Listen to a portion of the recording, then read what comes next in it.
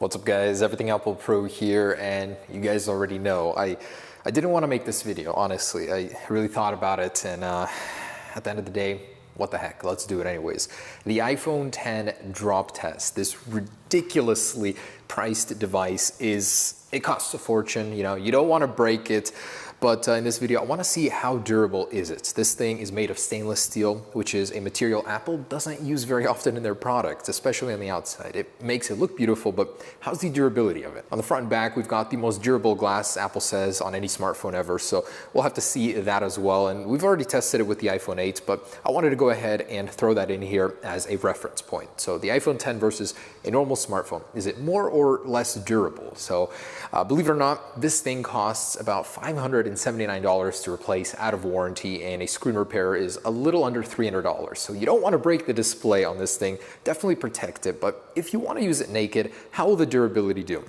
So for the first test, I actually wanted to use some cases, and this is new because I don't usually do this on this channel, but I wanted to throw a case on both of these and just drop them and see how the internals do before we get into testing the glass. So I thought that would be a good test to throw in there. Anyways, with a case on it, we're just going to drop it onto the back, see if the internals get shaken or anything like that.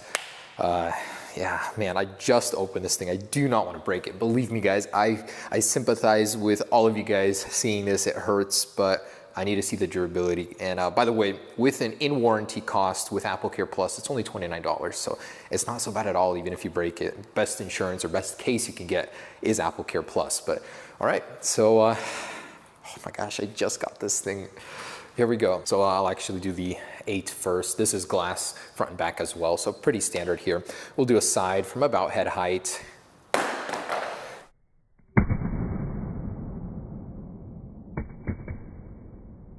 And this guy, so head height. And they're fine. I'm just gonna drop them a couple more times real quick on the back. So.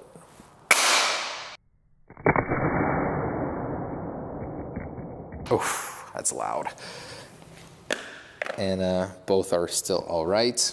You know, with a case, you're pretty much protected. I just wanted to see with the shake traveling through the phone, how would it affect it? And it seems to be all right. Okay, so let's pop them out of their cases and test the glass now. I'm so nervous. I feel like I'm gonna break this thing before I even start testing it.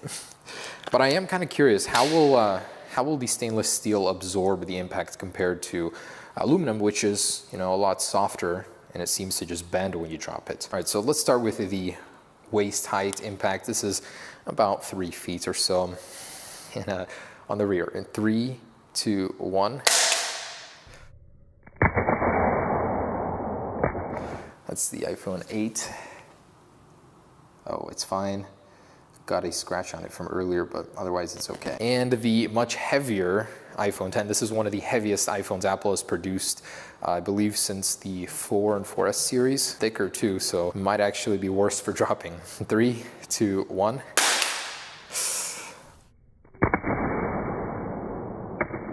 Please, please, please. Okay, we're all good here. I just feel like these things are so damn fragile, but the color is a little different, I noticed, versus the 8. It's a little darker. Interesting. Okay, so side impact here from waist height. 3, 2, 1. I can see that one's all right, and I'll move it aside. And 3, 2, 1.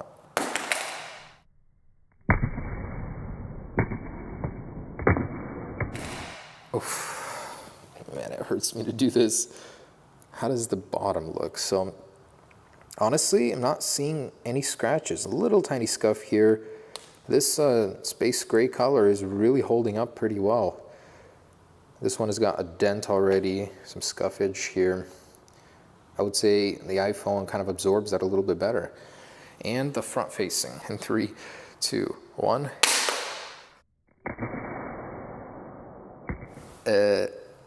It's all right. And the 10, 3, 2, 1.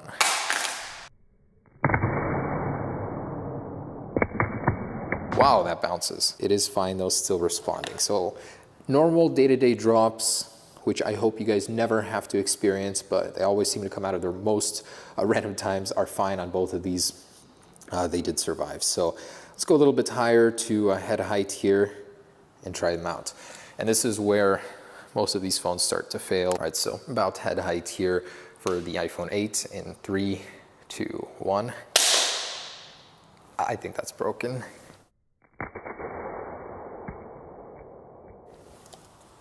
Yep, completely shattered. So about head height, 5 feet, you're gonna see damage on your phone. That's where you really need a case. But the new glass is actually pretty awesome because it doesn't really stick out as much. So cool. Otherwise, it is working here on the front. And the 10 here in 3, 2, 1.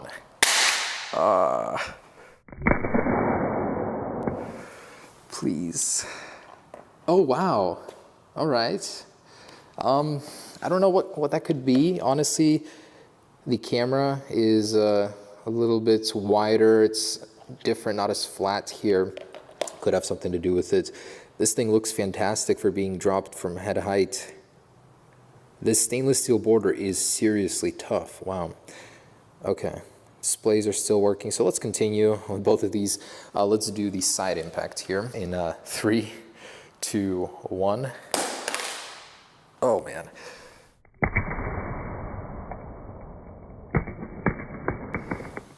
That took a chunk out of there. It actually bent the whole bottom of the phone. You can see it's a little warped, but it's still holding up pretty well. I'm impressed. I've never tested the 8 in a drop, so this is a first for me, and it's doing pretty well. Okay, the 10. Okay, please don't break, but in 3, 2, 1.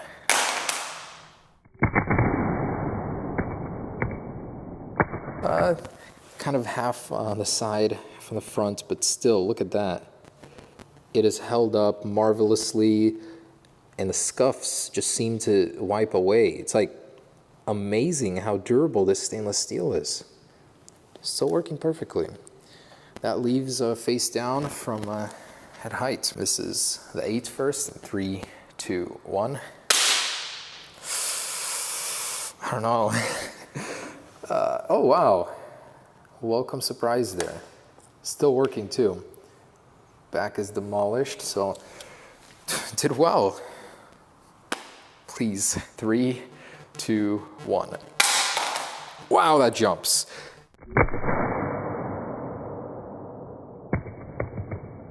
Definitely has something to do with the stainless steel. It seems to absorb and push out that energy differently than aluminum. And wow, I can't believe it. That has survived the most brutal tests and is still working. And compared to the iPhone 8, even the back did survive. Of course, it's a lot to do with chance and all, but I definitely put these things through a difficult trial, and the iPhone 10 did come out in first place. It's heavier, thicker, seems to be tougher with that stainless steel. I am so impressed. And honestly, I think that this thing does absorb the energy differently. I see that it bounces more. It honestly seems like it's a much more durable material, and I love it. I love how it looks. If you look at the scratches, you really can't see much. I just dropped this thing repeatedly, and it still looks pretty dang good. That's impressive. Wow, Apple's got a winner on their hands, and the frame hasn't bent at all.